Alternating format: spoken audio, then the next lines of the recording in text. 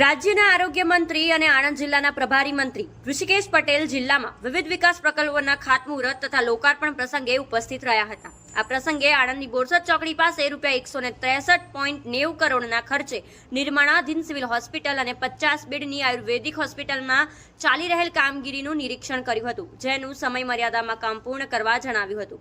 મંત્રીએ વધુમાં જણાવ્યું હતું કે આણંદ જિલ્લાના રહેવાસીઓને ઘરઆંગણે જ શ્રેષ્ઠતમ આરોગ્યલક્ષી સુવિધાઓ મળી રહે અને લોકોને મોટા શહેરમાં સારવાર અર્થે ન જવું પડે તે માટે રાજ્ય સરકાર દ્વારા જિલ્લા મથક ખાતે અદ્યતન સુવિધાઓ સાથેની સિવિલ હોસ્પિટલ બનાવવામાં આવી રહી છે, જેની બાંધકામની કામગીરી સમય મર્યાદામાં પૂર્ણ થશે તેમ તેમણે જણાવ્યું હતું।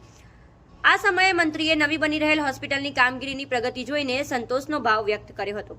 અત્રે ઉલ્લેખનીય છે કે 553 બેડની ક્ષમતાવાળી સિવિલ હોસ્પિટલ કુલ 5 માળનું બાંધકામ કુલ 37,216 ચોરસ મીટરનું બાંધકામ સમયસર પૂર્ણ કરવામાં આવશે।